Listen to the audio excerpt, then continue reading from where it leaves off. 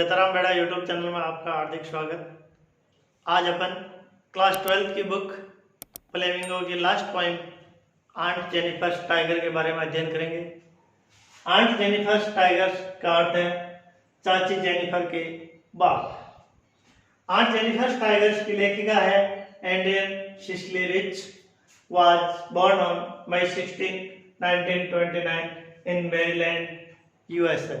यानी इस लेखिका का जन्म 16 मई 1929 को मेरीलैंड यूएसए में हुआ था and died on March 27, 2012 in California, USA. और इस लेखिका की मृत्यु 27 मार्च 2012 को कैलिफोर्निया, यूएसए में हुई थी। She was an American poet. ये लेखिका एक अमेरिकन कवित्री थी, एसेइस्ट एक निबंधकार थी एंड फेमिनिस्ट नारी अधिकारवादी या नारी शक्ति के पक्ष में थी। She is widely noun for her involvement, यानी वह वाइडली नाउन विस्तृत रूप से जानी जाती है किसके लिए? For her involvement in contemporary women's movement, यानी अपने समकालीन नारी आंदोलन के रूप में वे कवि और सिद्धांत शास्त्री के रूप में विस्तृत रूप से जानी जाती है। यानी इस कवित्री ने नारी आंदोलन में मुख्य रूप से भूमिका निभाई। और आंट जेनिफर्स टाइगर जो पोइम है, इस पोइम में this poem addresses the constraints of married life a women experiences, यानी इस कविता में एक महिला के वैवाहिक जीवन के अनुभवों में उत्पन्न बाधाओं को संबोधित करके यह कविता लिखी गई है। यानी इस कविता में एक औरत की कहानी को चित्रित किया गया है जो अपने सांसारिक जीवन और पारिवारिक बंधनों से बंधी हुई है और किस प्रकार एक पति की प्रताड़ना के शिकार होती है वैवाहिक जीवन में। यानी शादी करने के बाद एक स्त्री अपने पति की प्रभुत्व और उसकी अधीनता के रूप में किस प्रकार अपना जीवन यापन करती है और कैसी उसकी स्थिति होती है, उसका बखान इस कविता में किया गया। और इस कविता के अंतर्गत कवित्री ने एक औरत की वास्तविक स्थिति का बखान करने के लिए एक अपने कपड़े के टुकड़े के ऊपर बाघों का जो चित्रण, सजीव चित्रण किया है, तो इसमें कवित्री ने बाघों का जीवन यापन और एक औरत के जीवन यापन में कॉन्ट्रास्ट, विरोधाभास को भी चित्रित किया है। अब अपन स्टेंजा को लाइन बाय लाइन एक्सप्लेनेशन करते हैं। And Jennifer's tigers prance across a screen, bright topaz, denizens of a world of green. They do not fear the mean beneath the tree. They pace in sleek, chivalric certainty. Aunt Jennifer's fingers flittering through her wool find even the ivory needle hard to pull. The massive weight of Uncle's wedding band sits heavily upon Aunt Jennifer's hand. अब अपन इस poem के जो difficult word है, पहला meaning है prawns. Prawns का मतलब होता है उछलना, कूदना या छलांग लगाना। डेनिजेंस, डेनिजेंस का मतलब होता है हैबिटेंट्स या निवासी। फियर डर, बीनीथ नीचे, पेस यानी दौड़ लगाते हैं। शिवलिक शौर्यपूर्ण, सर्टेनिटी विश्वास, फ्लिटरिंग कांपती हुई, आइवरी हाथी दांत से बनी, मैसिव भारी, बैंड बंधन या फीता, शीट्स विराजमान और हेवीली भारी भरकम। अब अपन इस पॉइंट की लाइन बाय लाइन एक्सप्लेनेशन करते हैं कि aunt Jennifer's tigers prance across a screen. Screen का अर्थ होता है पर्दा। जिस पर्दे पर या जिस कपड़े के टुकड़े पर आंट जेनिफर्स ने बाघों को उकेरा है, एक्रॉस आर पार,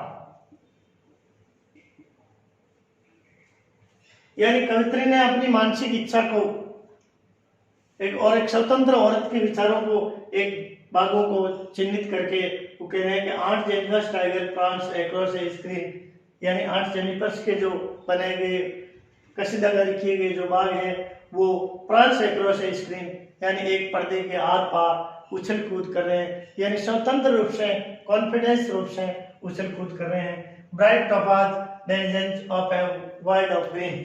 ब्राइट का अर्थ होता है चमकीला,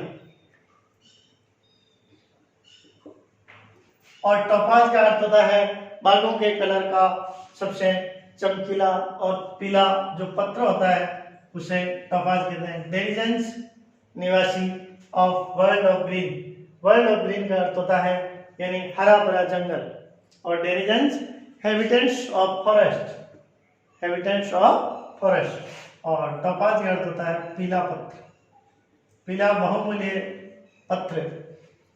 तो जो बाघ है वो बाघ इस सांसारिक हरे भरे जंगल में स्वतंत्र रूप से चमकीले और पीले पत्थर के रूप में उछल कूद करते हैं। दे डू नॉट फियर, दे का अर्थ होता है वे यह टाइगर्स के लिए आया है। फियर का अर्थ होता है डर, द मेन पुरुषों, बीनीथ नीचे, ट्री मिस पेड़,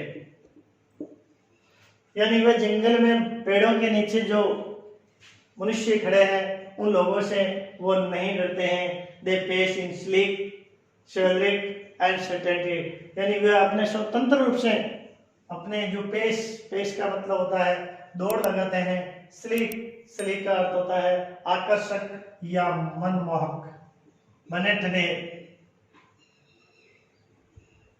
और शिवलरिक का अर्थ होता है शौर्यपूर्ण, और सर्टेनिटी का अर्थ होता है विश्वास, यानी वो अपने संपूर्ण जंगल में स्वतंत्र रूप से और आकर्षक बने ठंडे चिकने और शौर्यपूर्ण रूप से विश्वास के साथ दौड़ लगाते हैं। यानी इस स्टेंजे के अंतर्गत कवित्री ने बाघों की स्वतंत्रता और अपनी आजादी का बखान किया है। और अगले स्टेंजे में aunt Jennifer's fingers fluttering through her wool, यानी चाची जेनिफर की जो अंगुलियां हैं फ्लैटरिंग कांप रही है थ्रू हर वूल, वूल का अर्थ होता है ऊन, जिस ऊन से वो कशीदाकारी करती है उसमें कशीदाकारी करते समय उसके अंगुलियां हैं वो कांप रही है, क्योंकि महिलाओं का शादी करने के बाद महिलाएं काम के बोझ से इतनी दब जाती है कि उसकी थकान के कारण उसकी अंगुलियां, उसके हाथ काम करते करते थक जाते हैं और कांपने लग जाते हैं। Find even the ivory needle hard to pull, find का मतलब होता है पाना, इवन का अर्थ होता है भी, आइवरी हाथी दांत से बनी हुई, नीडल सुई, हार्ड कठिनाई से, पुल खींचना, यानी कशीदाकारी करते समय उस हाथी दांत से बनी नीडल को खींचना भी बड़ी मुश्किल से हो रहा है। The massive weight of uncle's wedding band, massive का मतलब होता है भारी, मैसिव का अर्थ होता है भारी, वेट का मतलब होता है वजन, ऑफ अंकल्स वेडिंग बैंड, यानी चाचे के शादी का जो बैंड, जो बंधन होता है, यानी एक औरत का इंगेजमेंट करते समय जो हाथों में जो रिंग पहनाई जाती है उस दिन से, और अंकल का जो वेडिंग बैंड है, चाचे की जो शादी का फीता है, वो उस महिला के जिम्मेदारी पूर्ण और प्रभुत्व में आते ही वो उनके हाथों दब जाती है, उनके अधीन हो जाती है, यानी पर पुरुष के संपत्ति बन जाती है। Sits heavily upon aunt Jennifer's hand, और उस दिन से ही विराजमान हो जाते हैं heavily upon aunt Jennifer's hand, यानी आंट चाची जेनिफर के हाथ है वो उस पुरुष की, यानी जेंडर डोमिनेशन, पुरुष की प्रभुत्व के कारण वो एक कमजोर और एक अधीन स्त्री के रूप में बन जाती है।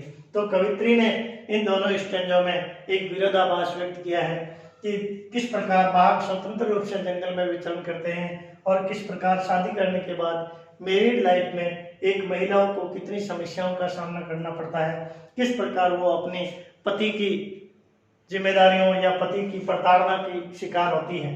तो इन दोनों स्टेंजों में कवित्री ने एक विरोधाभास को भी व्यक्त किया। Third stanza, when aunt is dead, her terrified hands will lie still, ringed with audience. She was mastered by the tigers in the panel that she made will go on prancing, proud and unafraid. अब इस Strange में जो difficult word है terrified का अर्थ होता है भयभीत, डेड का अर्थ होता है मृत, रिंग का अर्थ होता है गिरी हुई, ऑडियंस ऑडियंस कठोर अनुभव, मास्टर्ड अधीन की, पैनल का पर्दा या चित्रपट, अनअफ्रेड का अर्थ होता है निर्भय। अब इस स्टेंजे में व्हेन आंट इज डेड, कवि क्या कहता है कि व्हेन आंट इज डेड, जब चाची मृत हो चुकी होती है, हर petrified hands will lie still, हर यानी उसके हैंड्स में हाथों, विल लाई विद्यमान रहेंगे। स्टिल का अर्थ होता है फिर भी, विद यानी साथ, वाज निष्ठा, बाय द्वारा, टाइगर्स में बाघों, पैनल का अर्थ होता है चित्रपट, डेट का अर्थ होता है जो, मेड का अर्थ होता है बनाया, गो ऑन का अर्थ होता है जारी रहना, प्रेंसिंग का अर्थ होता है उछल कूद,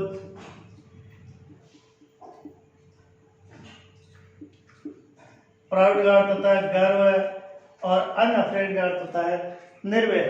तो इसमें कवि क्या कहता है कि व्हेन आंट इज डेड, जब चाची मृत हो चुकी होगी, her petrified hands will lie still ring with audience, यानी मरने के बाद भी चाची के जो हाथ, भयभीत हाथ है, वो अपने पति के साथ बिताए गए जो कठोर अनुभव है, शिवाज मास्टर राय, जिन अनुभवों का वो पति के द्वारा जो अधीन की गई अनुभव है, वो भी उनके साथ अंतिम समय तक रिंग विद, उन अनुभवों से घेरे हुए रहेंगे।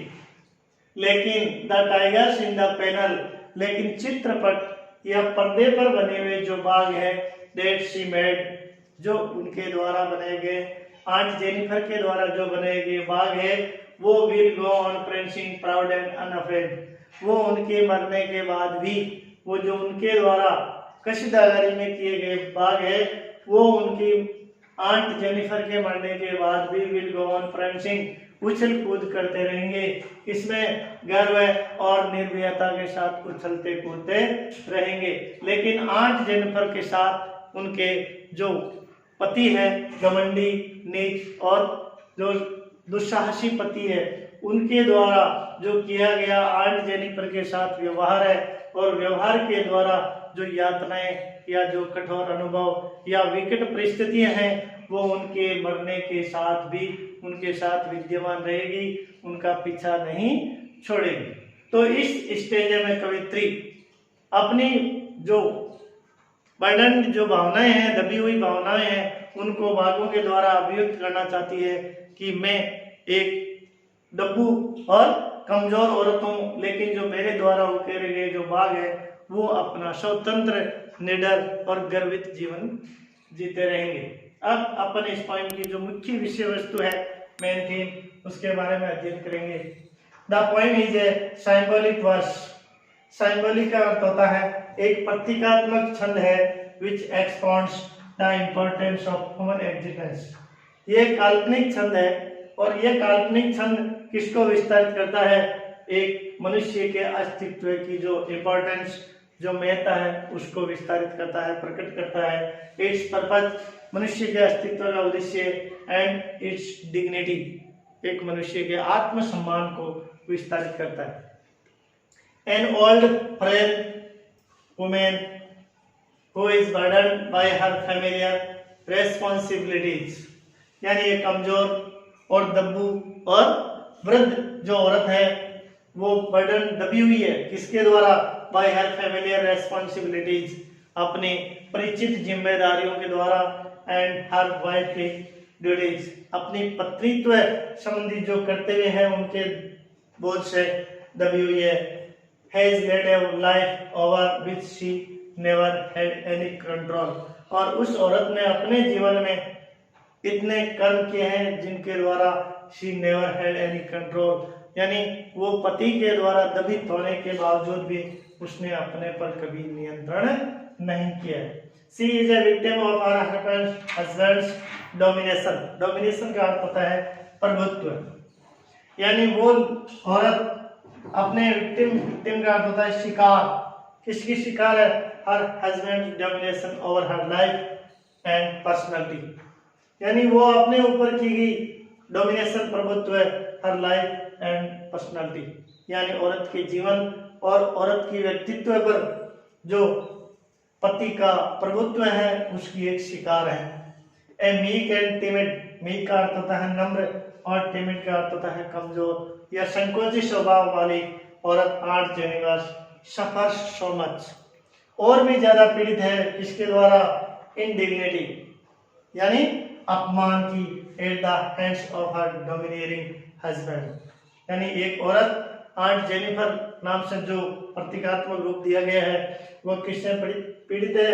अपने पति के प्रभुत्वात्मक पति के हाथों से अपमान सहन कर रही है। ही सप्रेस्ड, सप्रेस्ड का अर्थ होता है दमित करती है किसको?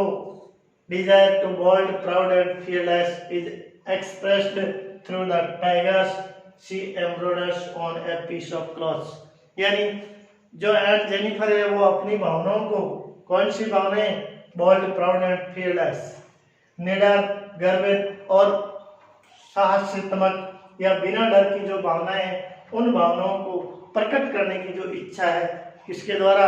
Through the tigers she embroiders on a piece of cloth, जिनको कशीदाकारी करती है एक कपड़े के टुकड़े पर, और कपड़े के टुकड़े पर बागों को प्रकट करके वो अपनी दबित निडर और जो अपमानजनक इच्छाएं हैं उनको स्वतंत्र रूप में बदलकर उन दबित इच्छाओं को प्रकट करने के लिए वो बागों का सहारा लेती है, और अपनी निडरता को प्रकट करने के लिए उन बागों को एक कपड़े के छोटे से टुकड़े पर कशीदाकारी करके अपनी याददाश्त को ताज़ा करना चाहती है।